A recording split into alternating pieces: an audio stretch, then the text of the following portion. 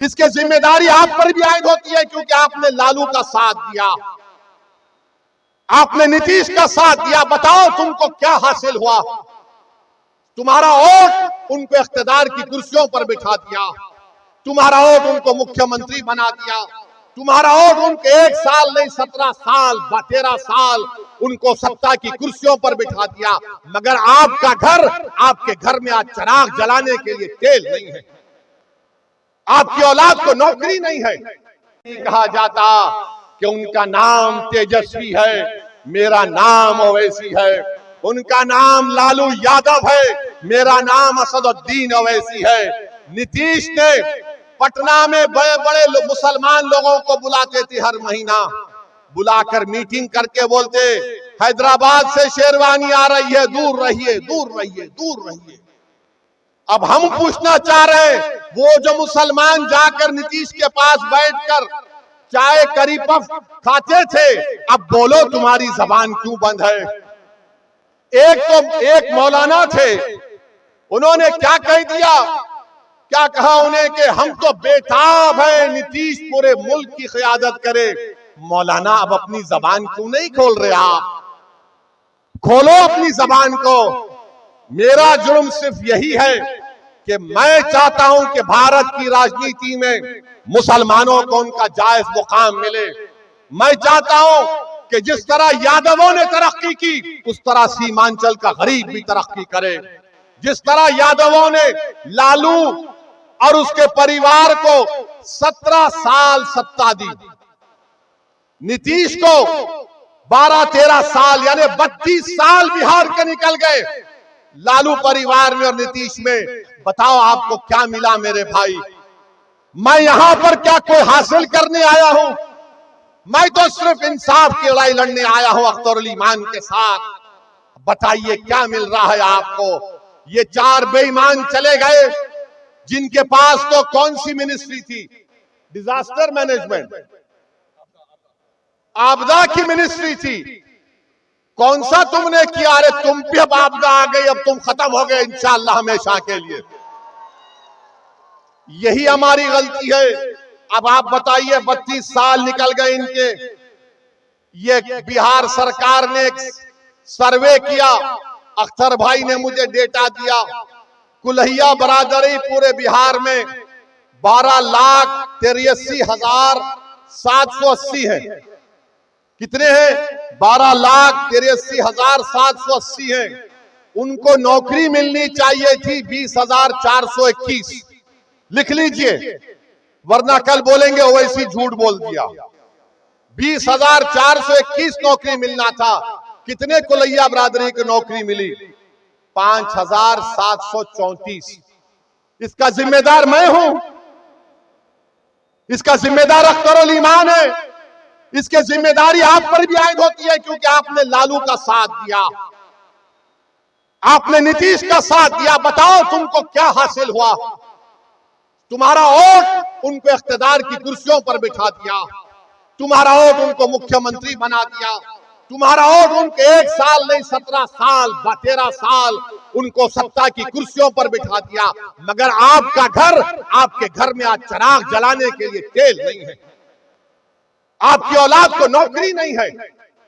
कब तक आप इस नाइंसाफी का शिकार होंगे मेरे भाई? ये आदादो शुमार मैं आपको बता रहा हूं, ये बिहार सरकार के हैं। और मैं मजलिस के जो मुखालिफिन हैं, जो मजलिस पर गाली देते हैं, मैं उनसे कह रहा हूं कि अल्लामा इकबाल ने कहा था कि अपने मन में डूब कर पाजा सुराग जिंदगी।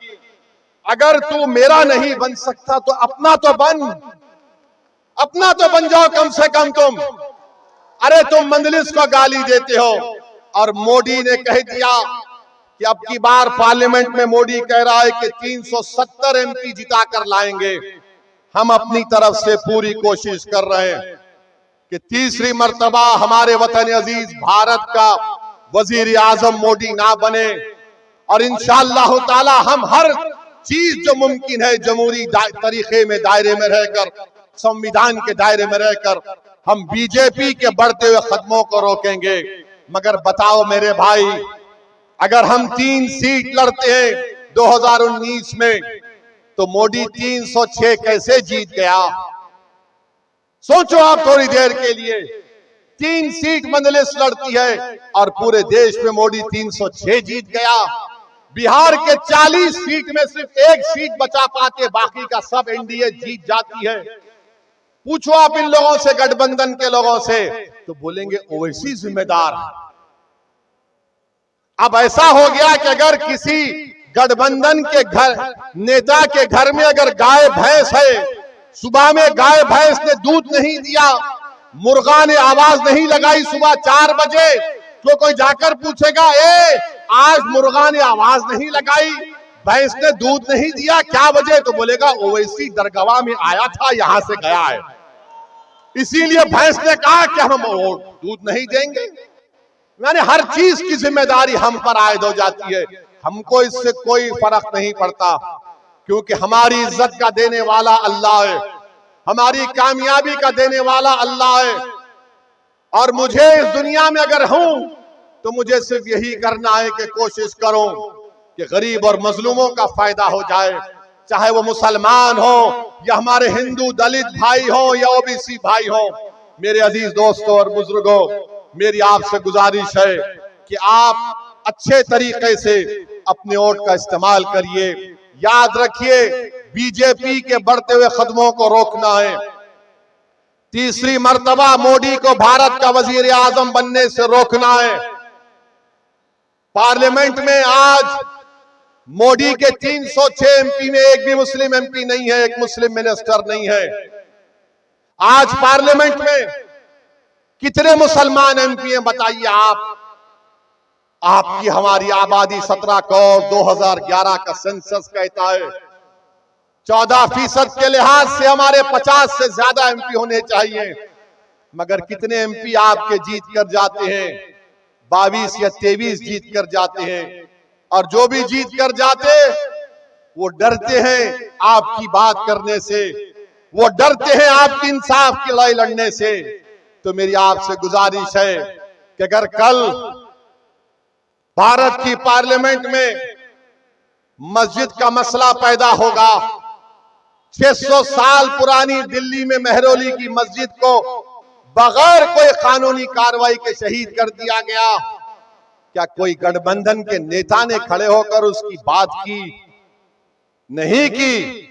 बात किसकी करते हैं कि मेरा बेटा मुख्यमंत्री नहीं बन सका। मैंने पार्लियामेंट में खड़े होकर कहा कि नरेंद्र मोदी मुसलमानों से उनकी शनाख्त को खींच रहे हैं। हमारी शनाख्त तो मस्जिद है। बताओ आप, ये बात आप उम्मीद करेंगे ये गठबंधन के एमपी बोलेगा? नहीं बोलेगा। कौन बोलेगा? अख्तरुल ईमान बोलेगा। हमारी मस्जिदों को आबाद रखो, मस्जिदों को बचाओ। मैं जिम्मेदारी के साथ कह रहा हूं आप तमाम से, मस्जिद की हिफाजत करने का हुक्म अल्लाह कुरान में हमको दिया है। और मुफस्सरीन ने उस आयत का तर्जुमा इस तरह किया कि अल्लाह के घर को वही लोग आबाद रखते हैं जो अल्लाह पर ईमान रखते, जो आखिरत पर ईमान रखते और अल्लाह के सिवा किसी से नहीं डरते। अपने मस्जिदों को आबाद रखो। याद रखो, हमारी मस्जिदों को हमसे छीनना चाहता है, हमारे मस्जिदों को हमसे छीनना चाहते हैं। शरीयत में मदाखलत की जा रही है। उत्तराखंड में यूनिफॉर्म सिविल कोड का नाम तो यूनिफॉर्म, मगर कानून का इतलाक सिर्फ मुसलमानों पर। मेरे भाई, ऐसे कठिन नाजुक वक्त में मेरी आपसे अपील है कि पार्लियामेंट के इलेक्शन में मंजलिस को कामयाब करिए। हमारा रिकॉर्ड आपके सामने है। जिनको आपने आजमा लिया, अब दोबारा गलती मत करिए। मंजलिस आपकी जमात है। मैं फिर से कह रहा हूं कि मंजलिस आपकी आवाज है। नरेंद्र मोदी 370 एमपी लाने का ख्वाब देख रहे हैं। हमको और आपको कोशिश करनी चाहिए कि बीजेपी के बढ़ते हुए कदमों को रोकें। वोट डालने वाले हैं हम, मगर वोट लेने वाले भी बनिए। और मोदी जी के बारे में हम एक बात तो कहना चाहेंगे। आपने देखा, भारत के प्रधानमंत्री दुबई को गए थे। दुबई को गए तो दुबई के शेख को ऐसा गले लपटे, उससे ऐसा लग रहा था कि दो भाई मिल रहे हैं, या हबीबी बोल के उससे मिले। हम मोदी जी से पूछना चाह रहे हैं, हम मोदी जी से एक बात कहना भी चाह रहे हैं। मोदी जी, कभी अब अपने घर में आप बिल्किस बानो को बुलाइए। उस बिल्किस बानो को, जब आप मुख्यमंत्री थे, उसको 10-10 लोगों ने उसकी इज्जत लूटी। बिल्किस बानो हामिला थी, हमारी बेटी, उसकी 3 साल की बेटी को कत्ल कर दिया, उसकी मां का कत्ल हो गया, उसके परिवार के 2 लोगों का कत्ल हो गया। मोदी जी, जब आप दुबई के शेख को गले लगा सकते हैं, एक मासूम बिल्किस बानो को अपने घर को बुलाइए, उसके सर पर हाथ रखिए और उससे कहिए कि तुम मेरी बेटी की तरह हो, तुमसे इंसाफ होगा। मगर मोदी जी करेंगे या नहीं करेंगे मुझे नहीं मालूम, मगर बिल्किस बानो की आवाज भी मजलिस ने उठाई है। मेरे अजीज दोस्तों और बुजुर्गों, इस कठिन हालात में हम आपसे अपील कर रहे हैं कि इस कठिन हालात में हम आपसे अपील कर रहे हैं कि आप सीमांचल के इंसाफ के लिए मजलिस का साथ दीजिए। और यहां पर आप जानते हैं कि पूर्णिया के एयरपोर्ट का मसला है, कभी आप सुने डॉक्टर साहब की जबान से? नहीं सुने। डॉक्टर साहब ये चाहते हैं कि जानवरों को जो जुल्म करे उस पर सजा बढ़ जाए।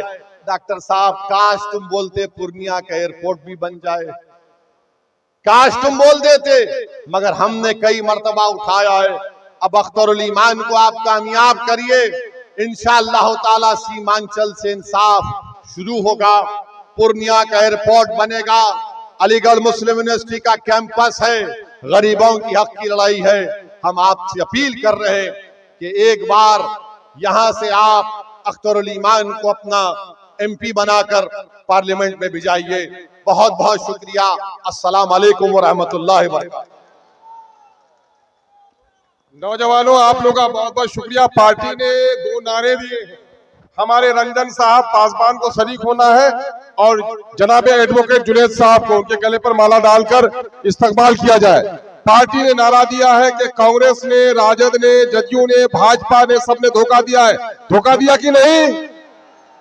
सबके दिल में है खोट, अब अपनी पार्टी अपना वोट, सब बेईमानों ने दिया है चोट, अपनी पार्टी अपना वोट, अब न देंगे बेईमानों को वोट, अपनी पार्टी अपना वोट। और सब अब हाशिया बरदार नहीं लेंगे। क्या कहेंगे?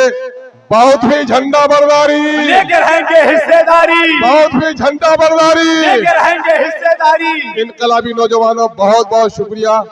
और मैं आपकी तरफ से जनाबे असदुद्दीन अवैसी साहब का शुक्रिया अदा करता हूं।